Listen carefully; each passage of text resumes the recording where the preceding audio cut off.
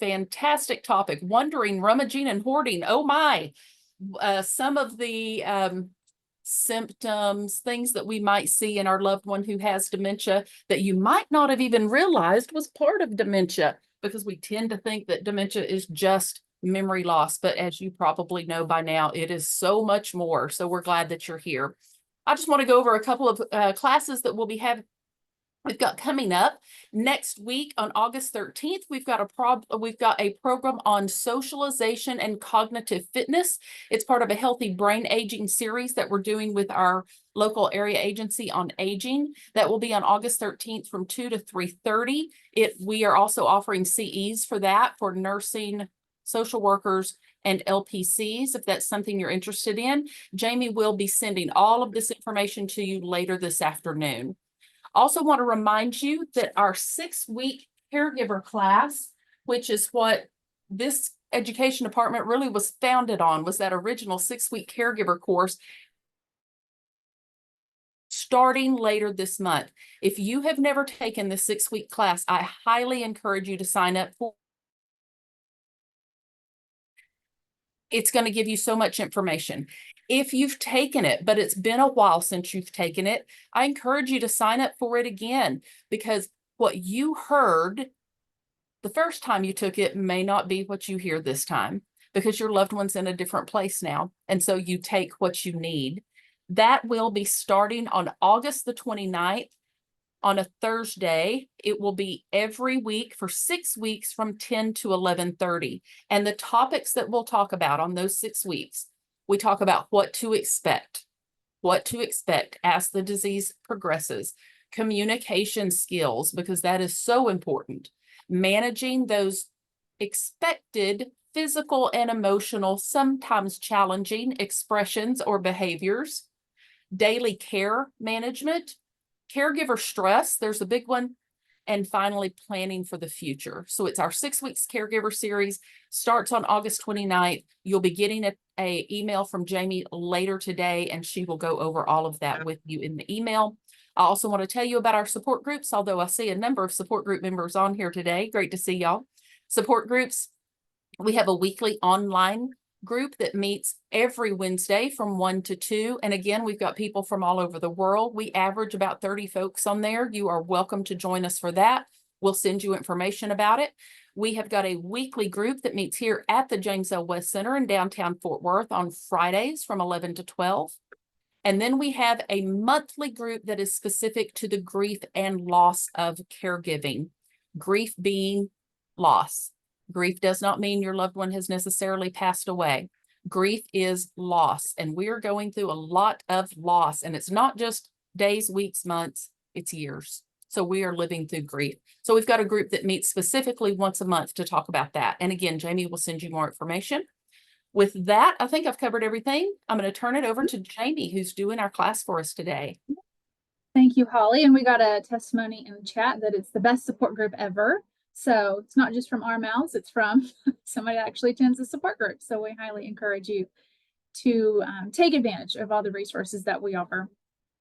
I am dropping into the chat right now a copy of the slides that we're going to cover. I will send a copy of these later on this afternoon as well, but you can download those right now.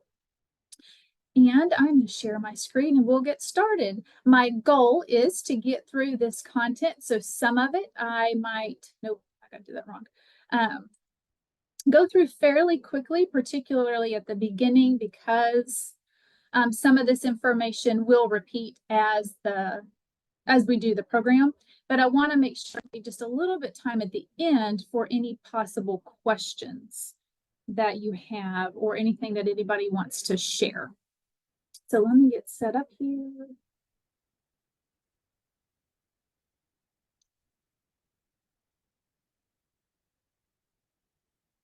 There we go. And we are here, wandering, rummaging, hoarding, and packing. Oh my. So Holly talked about the West Center and the services we provide. Please know that we are here and have a variety of services to help and support persons impacted by dementia. That's just a little bit of information for me on for our CE credits. that we are able to offer 1 hour of CE credits for social work nursing licensed counselors, and if you want a certificate of attendance. Our objectives today, we are going to start off by exploring the risk factors and causes of challenging expressions. We're going to talk briefly about how to identify triggers for challenging expressions, and then we're going to dive deep into the causes, risk factors, interventions, and how to manage for those specific expressions of wandering, rummaging, hoarding, and packing. But I want us to start for you to know that a person with dementia is not giving you a hard time, they are having a hard time, okay? They are not there to annoy you. They are not trying to cause difficulties. They are having a hard time, and they're doing the best they can from moment to moment. And a lot of the times that looks like somebody having a challenging expression. And you might know, or some of you've heard, we're using the word expressions, but also people might call them behaviors. Somebody's having a behavior. But really what this means is somebody that has dementia, their communication is changing. So how they're able to tell us their wants, their wishes, their uncomfortable, their needs, their desires, how they're able to tell us what those are is changing. Them needing to share and tell us the stuff never goes away. It's how they're able to do that changes. So the words are much more limited. So they don't have necessarily their words to explain, hey, I'm rummaging through this drawer because I'm looking for X, Y, and Z. Or I remember something and I can't remember where I put it. So that's why I'm doing this. Or I'm going to walk out this front door because I'm going to go check the mail, or I've got to go pick up my kids. They're not able to verbally tell us like they used to. So they're telling us in other ways. And most of the time that comes through an expression or a behavior. We're going to use the words expressions, behavioral expressions, challenging expressions, because it has, the word behaviors just has a more negative connotation to it. And we don't want to look at these behaviors or expressions as negative. We want to look at them as a form of communication. They're communicating with us, and we're the ones with the healthy brain that's got to sometimes be able to figure it out, decode it, ask a lot of questions to be the detective and find out, well, what exactly are you telling me so I can help meet your needs? In persons with dementia, they are acting and coping the best way they can with what they still have remaining in that moment. So as they progress through the disease, their abilities are going to change. And we want to focus on their abilities and focus on what they still have left, what remains in them, as opposed to focusing on what they can't do anymore. Because when I'm looking at what they can still do, it helps me problem solve better, or it helps me find some different interventions or cope and manage better with the situation at hand. But also know that the disease is taking away their means to understand, and that can be understanding language, the words we use. It can be understanding the environment around them, understanding how we are interacting with them, and of course, how they're able to express their wants and wishes and their emotions.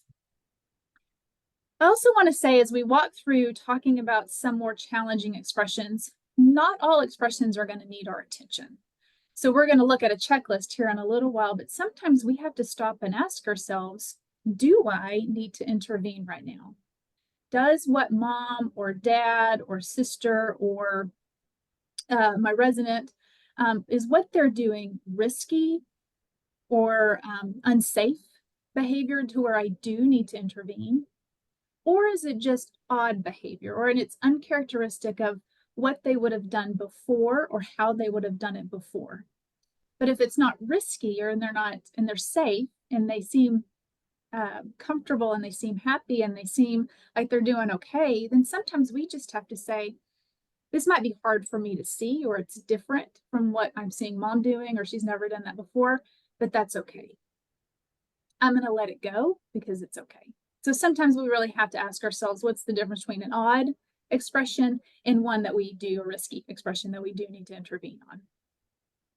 And know that our communication, how we respond to it, will make it better or worse. So we want to talk about responses, not reactions.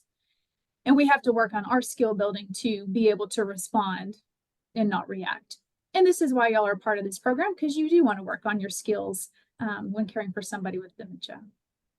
So this picture here, if you've been to any of our programs before, you've seen this picture before. We use this a lot because it is a great visual of what is happening to the person with dementia.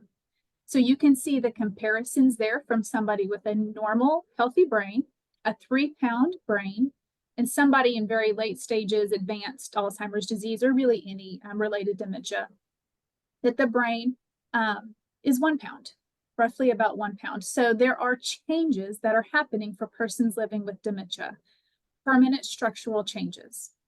And as these changes happen through the course of their disease process, it's going to change their abilities and change how they interact with the world and how they're able to express themselves. So I show this just for us to be like, okay, when my loved one or my client or resident or customer does something that is more challenging, or it might be unwanted, or it's difficult, again, it's not because they're doing it on purpose. They're doing it because they are having changes that they don't have any control over, and they're doing the best they can with what still remains. Okay, so again, they're doing the best they can with what still remains, and it might be from moment to moment. So if we can take a deep breath and say, okay, they're doing the best they can. So what can I do to help meet their needs, or help at least understand what they're trying to tell us, and validate what they're trying to tell us? So we do know that there are a variety of risk factors or causes that can increase more challenging expressions. So knowing that the environment plays a huge part in persons living with dementia. So we want to make sure the environment's set up in a way that they can succeed, but it's also an environment that's familiar and it's friendly and it's functional, right? But when we do change environments, whether we move, it could be moving from one house to the next, or we move into a community somewhere, or there's just a change in the house we already are because of we had to do the changes because somebody else might have moved in, or et cetera. Any change in the environment is going to cause, I should say it is going to have a risk factor for causing more challenging expressions. So the change in the environment can be more confusing for somebody with dementia, and it just takes them a while to adjust to a new environment. And this can be a permanent change, but it can also just be a change of, I'm in a doctor's office now, and this environment is really high stimulating. And there's a lot going on. There's a lot of people. The lights are bright. There's a lot of noise. And my brain that has dementia and changes happening is having a hard time managing all this stimulation. So I'm overstimulated, overwhelmed, and I may not have the words to tell my loved one, hey, I'm overstimulated and I'm overwhelmed and I'm having a really hard time right now. But what I might do is scream, fight, yell, walk out, not follow instructions, become more agitated, frustrated. But these expressions is my way of telling you I'm having a hard time. So we have to step back and figure out what that is. So the new environment, any change in the environment can be a risk factor. Undiagnosed pain, whether it's a toothache, constipation, a headache, arthritis, they're not feeling good, they're uncomfortable, they're going to tell us in a certain way. And then we may ask them, point blank questions are, is your stomach hurting you? Well, and more than likely, you're going to say no. But we got to step back and look at what is their nonverbal communication, their body language telling us, because they might be rubbing their stomach and hunching in and like really rubbing it and not eating or whatever. And they might say no to our question because they didn't understand the question or didn't comprehend it. But we got to step back and look at that nonverbal communication they're telling us. When really, if I'm rubbing my stomach and I'm hunched over, there might be something going on with the stomach, right? Any other physical problems, if there's a urinary tract infection, a blister of some sort, there's medication side effects, or any other illness that they might be living with, whether it's a chronic illness or an acute illness that comes up. Boredom and loneliness. I think boredom and loneliness is pretty prevalent in persons with dementia, depending on the person. But sometimes with dementia, what happens is as their abilities change, their responsibilities change. So the chores they do around the house, all of those things might be They're not able to do them anymore. They might be taken away from them. So they don't have a lot to do during the day anymore. And that can become boring. And when we're bored, ask yourself if you can remember a time when you've been bored. What do you do when you're bored? I know for me, I'm going to find something to do because I don't like being bored. I'm going to find something to do. And the brain does seek out new things. It seeks out stuff to do. The brain doesn't do well just not doing anything, whether you have dementia or not. So we're going to find something to do, good or bad, right? So we've got to ask about what are the activities, what is their quality of life like in their activities throughout the day. And how we approach them is also going to play a huge part into an increase in challenging expressions. So this can be how we as their care partners approach them as we are caring for them directly, or just our emotions that precede us.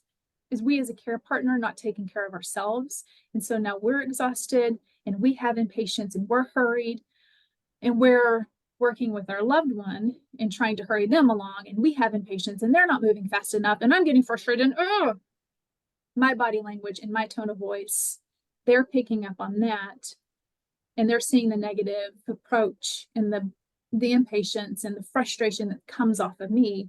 And a lot of times they're going to respond in kind. Okay, so we really got to watch that. And then sundowning is also a what do you call it? A common challenging expression.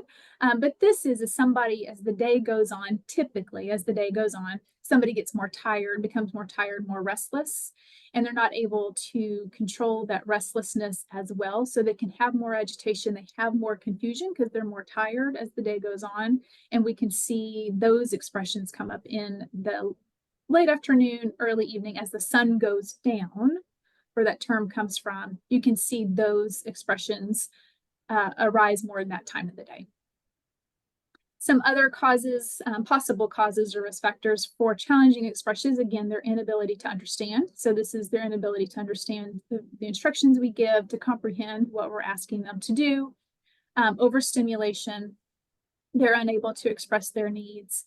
Again, they're mirroring other people's moods. Or as the day goes on, are you as the care partner also more tired and more restless? And so during the latter part of the day, are we exhibiting exhaustion? And they're just picking up on that. And when they see it, they can do it.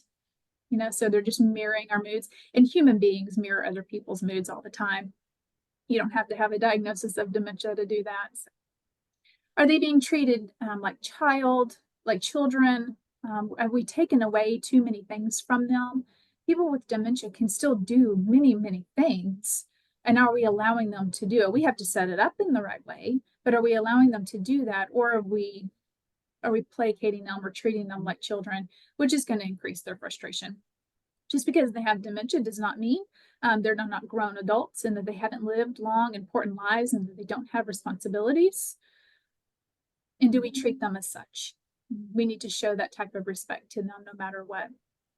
And of course, with dementia, they never lose their emotions or their feelings. They're always there. Dementia doesn't take that away from them, but they are not as in control of their emotions and their feelings with dementia. So their filter is gone, or they might have this overwhelming urge of restlessness and they're not as in control of it, or frustration and they can't control it like they once could. So those coping mechanisms, they're starting to lose those, but their emotions and feelings are still there. And they might be going to meet former obligations. So it can look like somebody with dementia is regressing in time. So they're just regressing in time as far as potentially their memories. So they don't remember that they're the 75-year-old woman that's recently been diagnosed with dementia and she's moved in with her daughter. They don't remember that, but they might remember 20 years ago, when they were 56, and what were they doing when they were 56 years old? And what did their world look like then? And who were the people in their world? What do they look like? And that's what they remember. And as the disease progresses, they regress more into their former lives. So what did it look like when they were a teenager or when they were kids? And what was their world like? Who was around? Where did they live? What was the environment? So they might be going back in time So meeting former obligations or responsibilities. Well, in my previous life, while I was working full time and I had kids, I have responsibilities. I got to get to work. I got things to do. People are relying on me. I got to pick up the kids and take them to soccer practice. We have all these things that if that's what I'm remembering, well, then I got to go do it. Right. So that can be a common trigger for a challenging expression, particularly the ones we're going to talk about today. But briefly, I want to talk about is we are just covering expressions in general. And mentioning that we are the ones with the healthy brain, so we need to be able to step back and say, well, what are they trying to tell us? And how can I problem solve? How can I best put the best interventions in place from the information I can gather? And there is this ABC model for helping us identify possible triggers to challenging expressions. And the ABC method is fairly general, but it stands for the activating event or an antecedent, the behavior, and then the consequence. So what we want to do is typically we see that behavior or that behavioral expression. Let's use rummaging. Okay, so I see that's the behavioral expression, and I see the consequences of it. It might be frustration, we've lost important documents, they're restless all the time. But what I need to know is, well, is there a trigger that triggers, my loved one to start rummaging? Is there something that exacerbates, or it's a risk factor and it causes them to rummage more than maybe it would? So if I can figure out what these triggers are, then maybe I can avoid it in the future, or we can lessen it so there's not as much rummaging, or that rummaging is not as severe. Okay.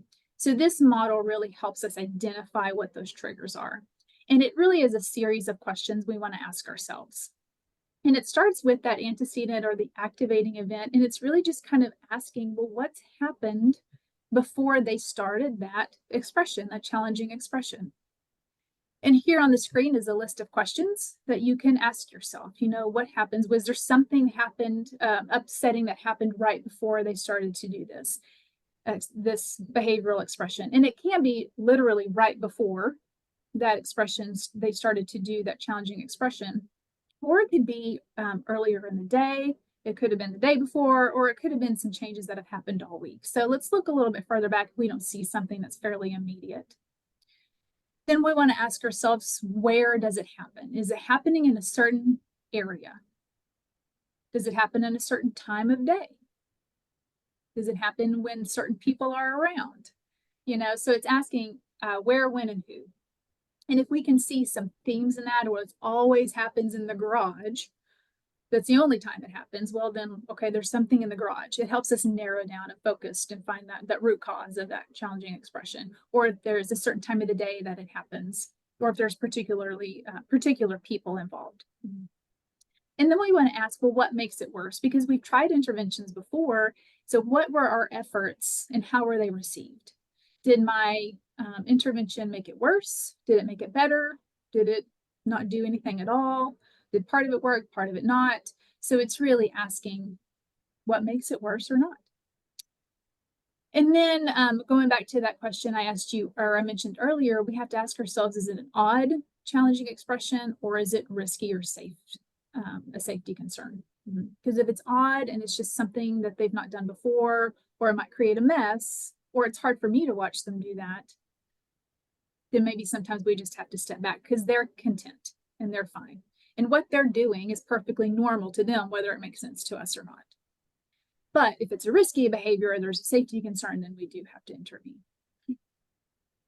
And here's a list of some other questions to ask. There's 6 questions, 6 kind of domain questions, but we really want to ask, who are they as a person?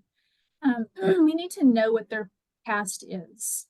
This can be what their life patterns were. Do we know their history? Do we know personality traits, personality preferences? Are they more introverted, more extroverted? Things like that. Excuse me, how are they with high stimulation? How have they always been? Have they always been sensitive to loud noises? We got to see it from their perspective. And it's really understanding that person. And this is important for those that are professionals and work with persons with dementia. We have to get as much history on them as we possibly can. Past careers, families, vacations they went on, all of these things. So we can provide the best care for them and help us problem solve and maybe even find some possible triggers to certain behaviors. The next kind of question is what level of dementia they are, because we do want to ask, well, where are they in their stage of dementia and what are their abilities? Or have they progressed a little bit in their progression, their stage of dementia? So it is, well, what is their confusion level? What's where are they at? Do we know what stage they're in? What's their memory like? What are their communication abilities? How are they interacting with their environment? What are their sensory limitations? Are they interpreting the world in their environment differently now? It's really asking, well, what dementia they have, where are they at, and is that playing part of, or is that exacerbating this behavioral expression? And then we want to ask how they are feeling. We do want to rule out any possible pain or undiagnosed illnesses they might have. Are they not sleeping well? So they're overly fatigued. Maybe they have a UTI. There's census changes. Are they not wearing their glasses? And they put in their hearing aids? Asking these things.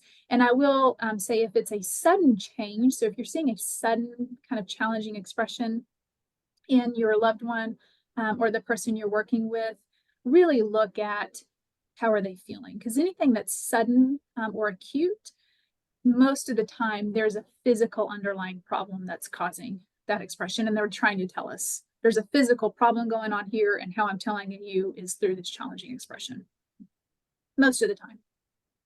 Then we want to ask ourselves, what are we communicating as the care partner? So are we communicating frustration, anger, resentment, exhaustion? And it's not just the words we use, but it's how we're communicating it. What's our body language? What's our tone of voice? What's our face say?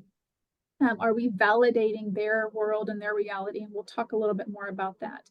But are they just picking up on how we're communicating in our body language and mirroring what we're doing?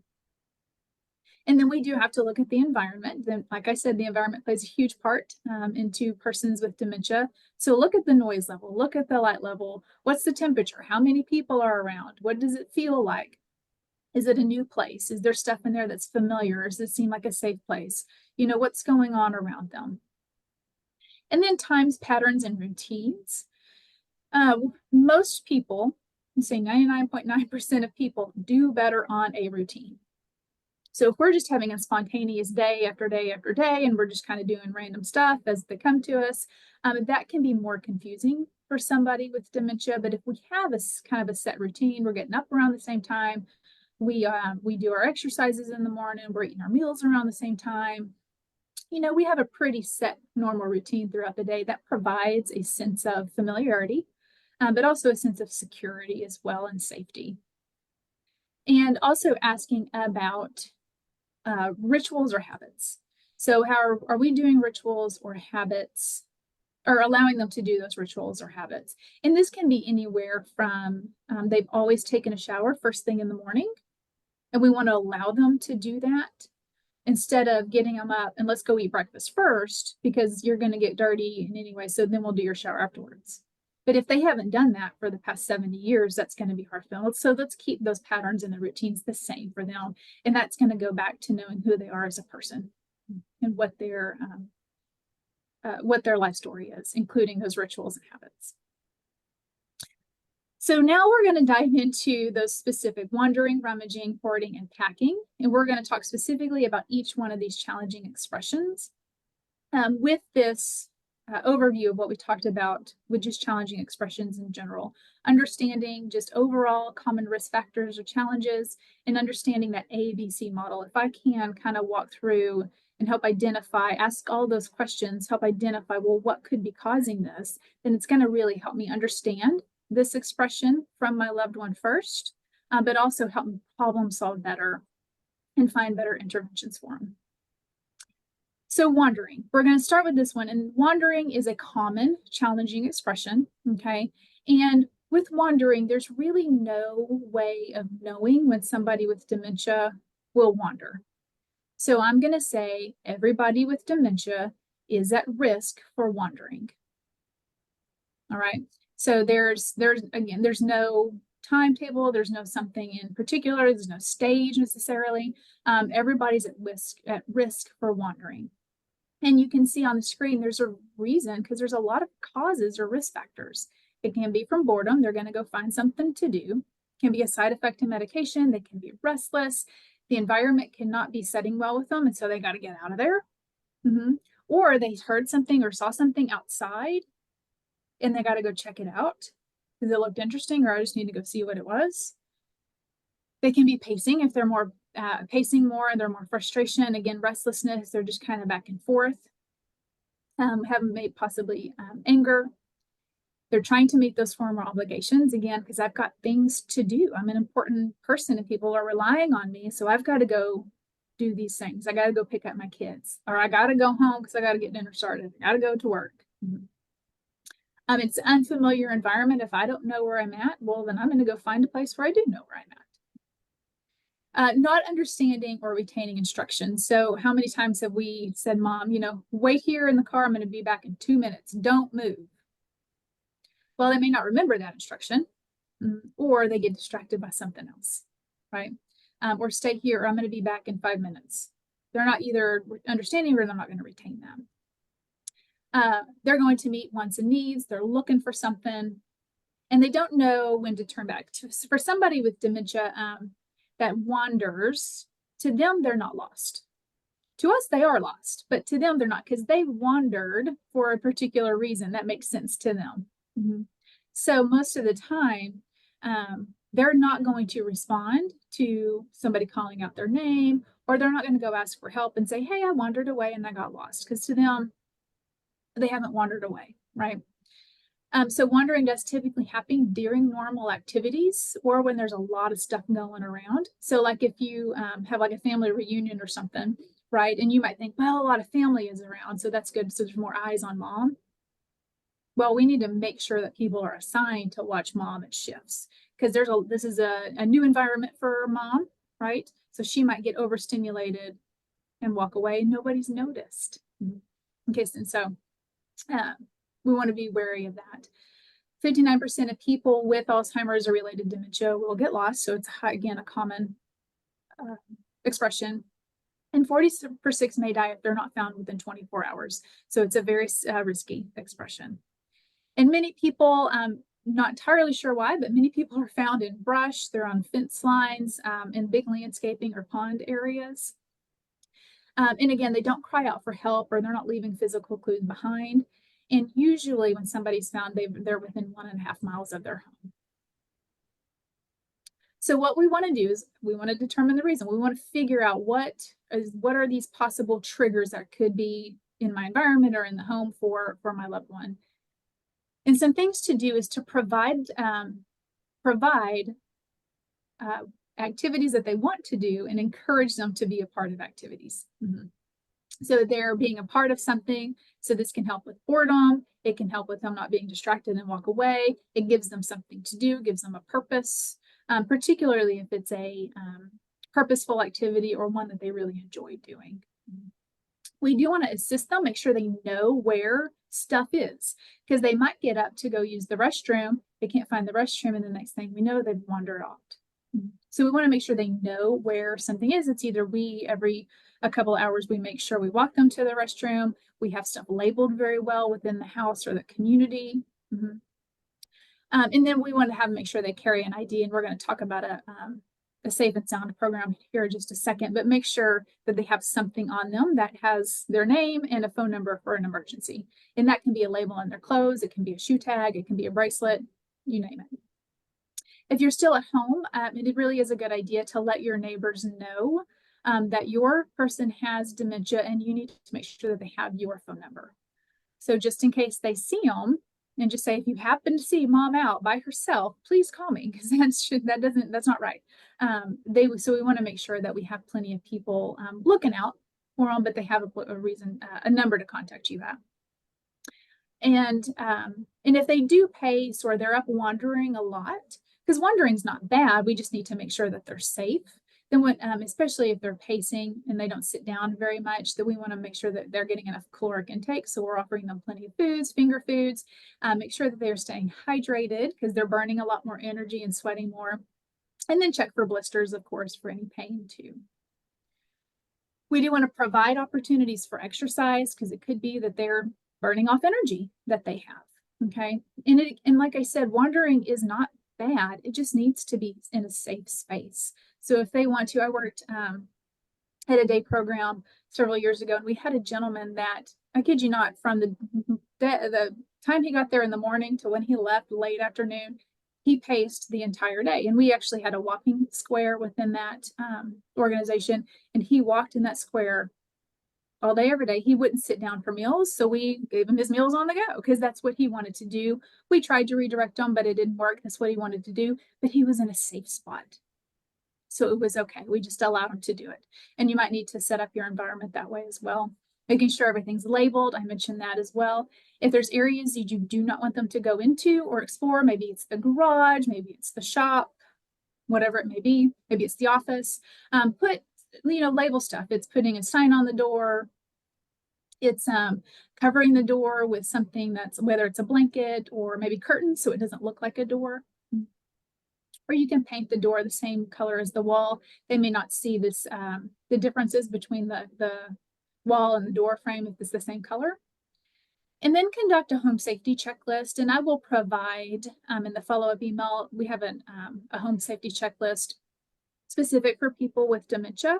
So it walks you through, it's pretty extensive, and it walks you through each area of your home to do just some safety checklists to make sure we got some safety stuff put in place. And it might give you some ideas of things that you might need to improve or to work on, or, oh yeah, I never thought about that. So if your loved one does wander away, here's some action plan tips. You want to search the immediate area that they were last seen.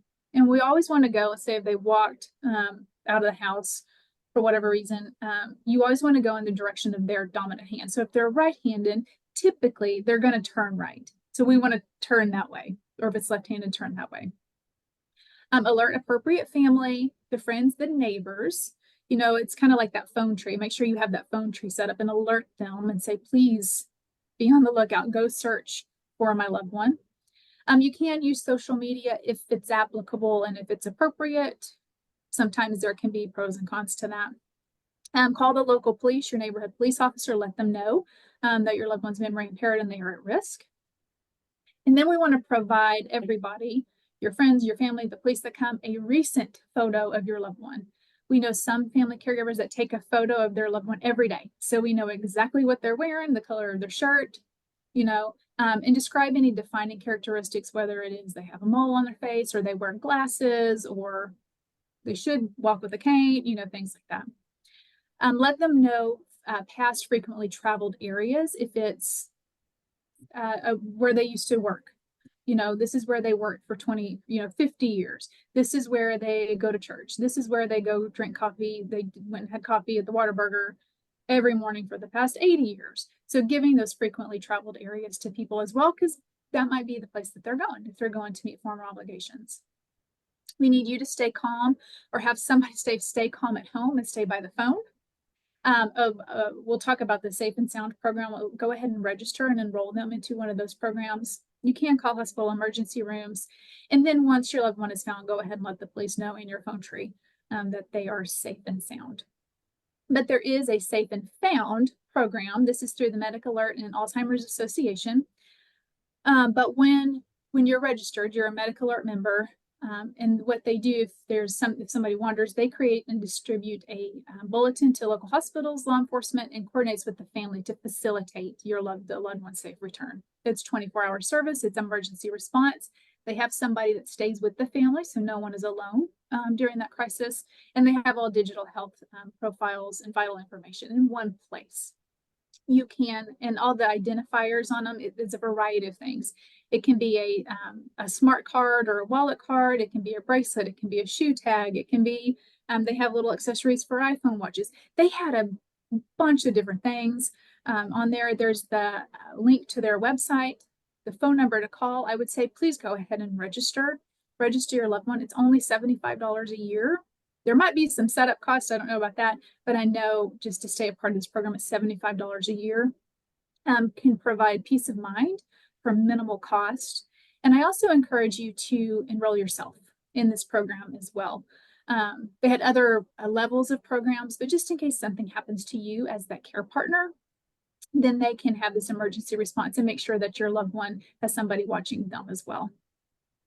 There is the Silver Alert program. So when people are still driving or they happen to get in the car and they drive and they get lost, we've seen those on the billboards. There is certain criteria, and this is for the state of Texas only. Each state's a little bit different. So if you're in a different state, please go. It's probably run by the Department of Public Safety. It is here in Texas. And look at what the criteria is. Go ahead and look at what the request form is, because with this one, you have to have a diagnosis, and you have to have it on physician's letterhead that is a diagnosis and some other criteria to meet to enroll in the Silver or to use the Silver Alert program. And from my understanding, you can only use it when there's an actual somebody's wandered away. It's not like something you can pre-enroll in like the Medic Alert, but it is a service out there. Because of time, I'm going to skip this video, but I'll make sure you have the link. It really just summarizes everything I just talked about in regards to wandering. But I will let y'all watch that on your own because I want to make sure and get through everything else. So rummaging. Rummaging is common, another common example. And what happens is persons start to dig through stuff. They're digging through cupboards, they're digging through refrigerators, they may rearrange stuff, they put stuff in odd spots, they lose something, whatever it is. With rummaging, it can be disrupting and it can be frustrating for a variety of reasons, but it is a normal behavior and it is something they're trying to tell us. So sometimes people call it seeking or they're shopping for something, and it's a coping mechanism. When their speech and their language decline, they're going to find other ways to interact and communicate. So reasoning skills are poor, they do have memory issues, so they may be confused and start doing kind of random things, or really they might be looking for something that's lost. And it might be something that really is lost and they don't know where it's at, or they're looking for something specific, or there's something lost. I've lost something and I can't find it. So could be something that really is lost or something that hasn't been around for years. But also people are accustomed to doing things and being busy. So again, if they're bored and they don't have something to do, they're going to find something to do. And then a lot of times it looks like they're rummaging, or they're going to start rummaging to find something to do. But it can also be a need to meet a sensory outlet, or there's a curiosity need. They might just be really curious about their environment and all these pretty colors and what's going on. Ooh, what's that? Because they have some energy, so they're going to interact with their environment. And there's a sensory need for rummaging and touching stuff. That's it's a need of ours to have sensory stimulation, so they might be meeting that need through rummaging. It can also be a sign of, depending on what they've done in the past, whether if they were, in hospitality, or they were part of their career, or just who they were as organizing things, or they've always were cleaning. They might be going to meet those skills that they've always had. They're just still continuing to do those skills.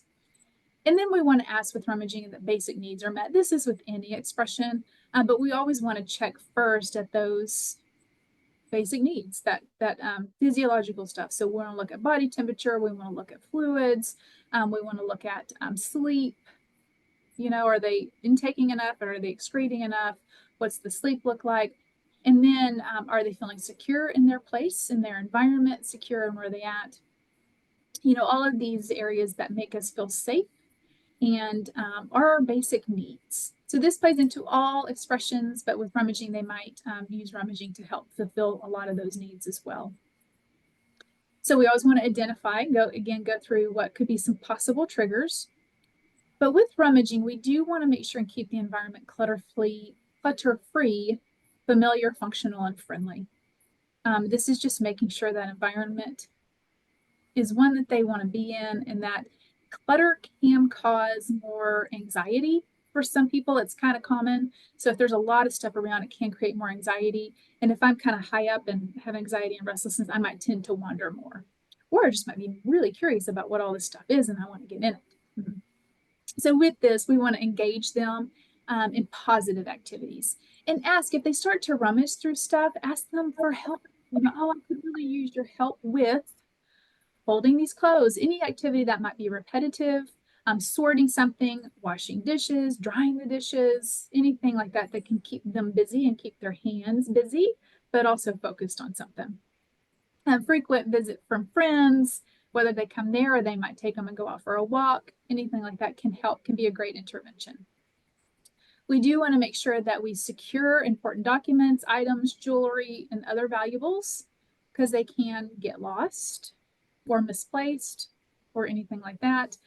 With keys, I would say any documents, I would make sure you have extra copies just in case one does happen to go missing, then we know where there's some other ones at. We want to lock up or discard dangerous items. So rummaging can become dangerous if they get into dangerous items like household chemicals. They're getting in the dishwasher fluid, or they get those little pods, weapons that, you know, you might think, oh, well, we've got weapons, but I've got them secured and locked up over here. If they're locked up, okay. With weapons, particular guns, I say just get rid of them altogether. Don't have them in the house. Don't take that risk. But but especially if they're rummaging and looking through stuff, spoiled food. With dementia, their senses are changing as well. So they might come across spoiled food in the refrigerator as they're rummaging, take a big swig of that spoiled milk and not realize that it's spoiled. And now we've got, you know, some sickness happening at the end of the day. Or they get into dishwasher fluid or detergent because it's pretty and it smells good, they might ingest it. Trash cans also are a big thing. They might be rummaging through the trash cans and that, you know, hygiene that can be really dirty. But also on the other end is we might need to check the trash cans daily to make sure stuff wasn't put in the trash can too. So when we want to make things easy for them to find, because if they are looking for something, those everyday items that they use, stuff that make them feel safe, you know, could be photos, whatever it is, make them easy for them to find and have easy access for them. You know, I know one family member talked about their dad was always looking for the keys and his wallet, right? Well, we didn't want dad to have the keys or his wallet because that's risky. So a change could be, well, let's give him a set of keys that don't work on anything, but put him on his old keychain and give him a wallet that's empty or put in some credit cards that aren't working anymore or whatever it is, or old license, expired license, you know. That way he has those things because he's looking for them because he's probably had those on his person for the past 80 years. And now all of a sudden he doesn't have them and that can feel weird or lost, but it's okay for him to have them. We just got to make sure it's safe for him. Because he was looking everywhere, every day, all day long. It was a thing. They were looking for it. And eventually we came to a better intervention for that. And then also provide areas for them to rummage around in. If it's something they like to do, then give them areas in the house to rummage or boxes and put them in places where they do frequent. And it can be themed boxes, maybe tied to past hobbies like sewing or jewelry. It can be pictures, anything like that. And then you will find what their hiding places are. And their hiding places you want to check frequently. Trash cans, I would make sure to check trash cans frequently, but it might be a drawer in their room or their bathroom. It might be underneath the bed. It might be at the top of their closet.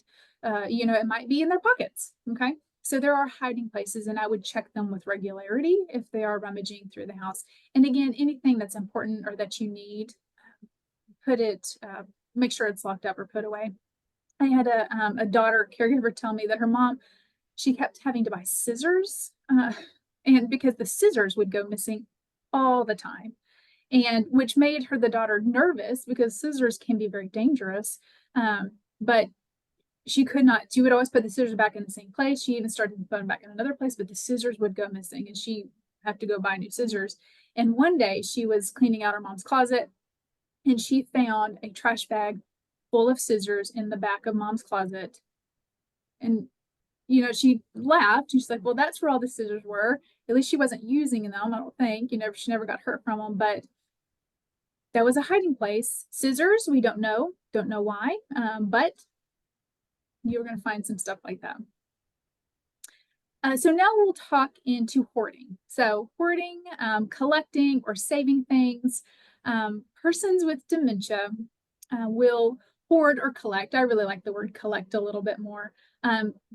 Collect things, and a lot of the times it can be food, it can be paper products, it can be little sweeteners, tissue paper, you name it. Can be small stones, little rocks, it can be it can be silverware. Potentially they could collect anything, scissors, right? And really, with this collecting, there's a variety of reasons why they do that. It can make them feel more secure. This is something that they are in control of, or it might go back to memories that they've had or their past lives. And it might be something they've always done. They've always taken the condiment packages off the restaurant table. They've always collected napkins. My mom collected really fancy napkins, like paper fancy napkins for some reason. She just liked paper napkins and she collected them, but she always had done that. The last few years when she did have dementia symptoms, I noticed she did that a lot more often. So, okay, it's odd, but it's not risky or anything like that. But you also might encounter that they don't throw anything away. So they're saving some stuff and it's hard for them to throw stuff away. And again, this is giving them a sense of control. They've lost, a lot of things in their life and they don't want to throw anything else away. It's confusing. Why are you trying to take this? They don't see that this collecting or saving stuff there's not a problem to them, right? And it can be linked to past behaviors. And there's a sense of security to having, for some people, to have stuff. There's a sense of security to it, particularly if it's stuff that's familiar to them and that brings positivity or fond memories to them.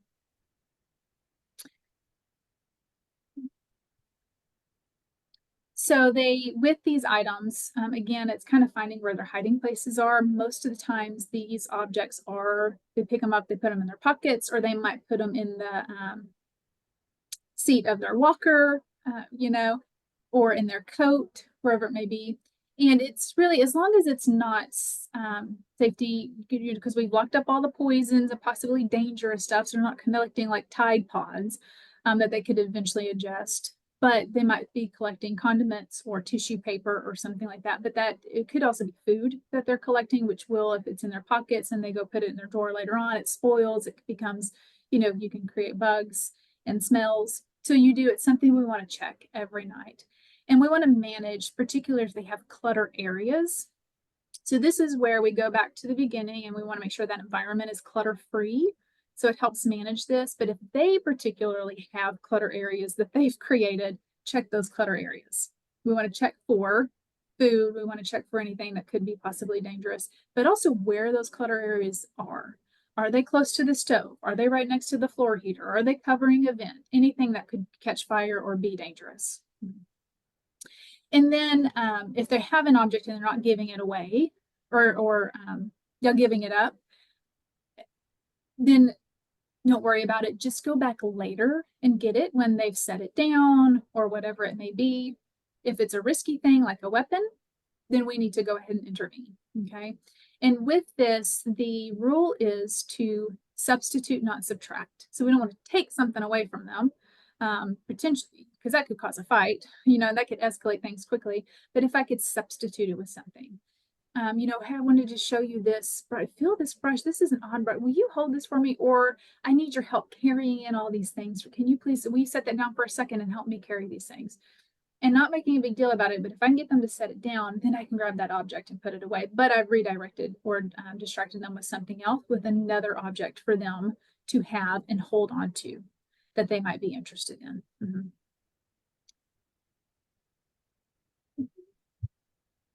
Okay, and packing. I know we're running out of time here, but packing is also a common behavioral expression. It might be that they pack bags because they're ready to go home.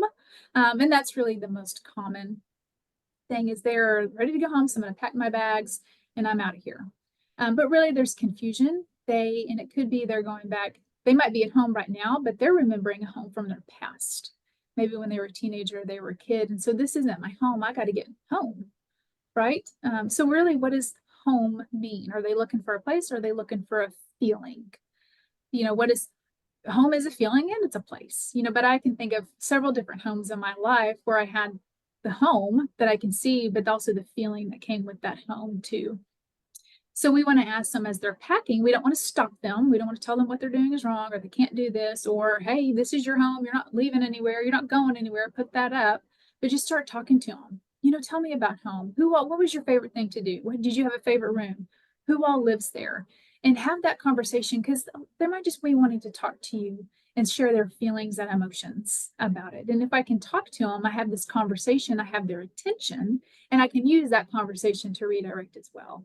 Oh, my favorite part of home. Oh, it was our outdoors. We had the best patio. Oh, patios. I love patio. What flowers did you have? Oh, yeah. You know what? I saw some flowers out here. Let's go check and see what we have out in this backyard. So using it in that way to redirect them. And of course, the same with all of these is remove any triggers. So this is, do we put our purse and our wallet and our shoes and our keys right next to the door and they're laid out?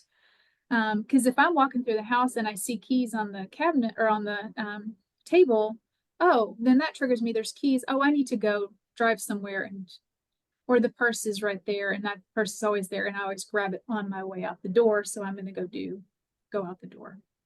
So what are they seeing in their environment that could be a trigger? So let's move the stuff out of sight. Another great tip is to move the car out of eyesight too.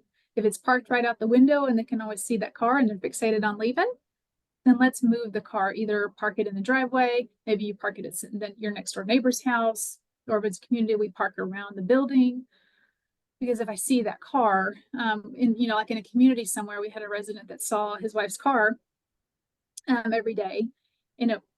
The same car as his wife, but it wasn't his car, it was a staff member. But he was ready to, oh, my wife's here, we're ready to go. I got to go because my wife's here. She's here to pick me up. So that car was triggering him.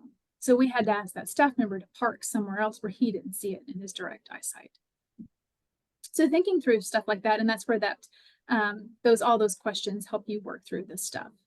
If they've packed a bag, just unpack it when they're asleep. And if they are dead set on leaving right now, ask if you can go with them. It sounds like a great trip. Would you mind if I would love to see, so you meet them in their world, validate where they're at, okay? I would love to, but I need to do just a couple of things before we leave. Can you wait on me? Would you actually help me so I can hurry up and get the stuff done and then we can go together? And then you've got their attention. You haven't told them no, right? And then we've moved them to another environment. And when we move them to another environment, we can more easily redirect them. And people with dementia can hold one thought at a time.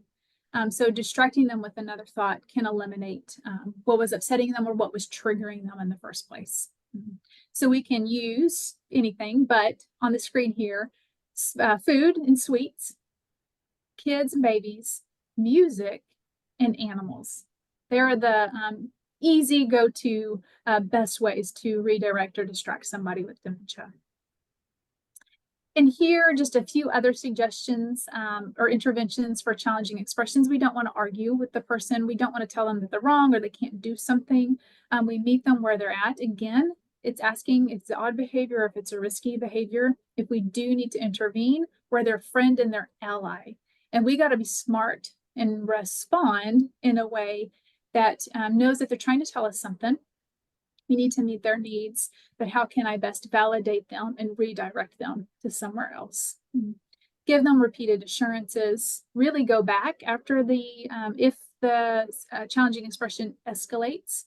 And once everything's kind of come back, let's go back to that ABC model. Let's figure out, ask those questions. What could have been the trigger? What can I change in the environment? Was it how I was communicating? Are they feeling pain?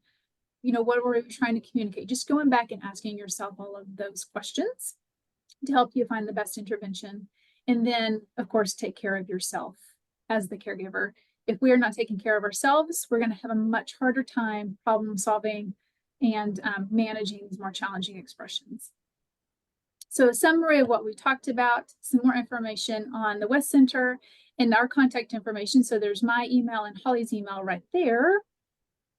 And I know it is 12:31. I appreciate your patience, but let me see if I can stop hearing. Were there any questions? I think the only question I saw, and you really answered it, it was talking about packing, but packing at night, maybe packing in the middle of the night. Is there anything you could address with that? Yes, packing in the middle of the night. That would be, I would say it goes back to what are their sleep patterns? Are they, can we work on some sleep hygiene? But in the middle of the night, I would say, in the moment, I would say, you know what? It's nighttime right now. Let's look. So open the curtains and say, it's dark out here. I tell you what, I'm going to help you with this, but let's wait till the morning when it's a little bit more safe. Let's get some rest right now. And in the morning, we'll get up and go from there, you know, and kind of work with them that way in the moment, and then go back and do that ABC model. Right. Thank Yeah. you. And I think everything else, just lots of good comments, lots of thank yous, great program. We appreciate it. You've got Jamie's information. You've got my information. Feel free to call or email us at any time. Those of you, we know some of you had a hard time getting on. Jamie, it did cap us at 100 because I had I folks noticed that. said that they were capped. We did something to try to keep that from happening, but it did happen. So I am sorry about that. I've also got some emails from folks. You'll get a copy of this recording and a copy of the slides later. We appreciate you being on, and we will see you next time. Thank y'all. Bye-bye, everybody.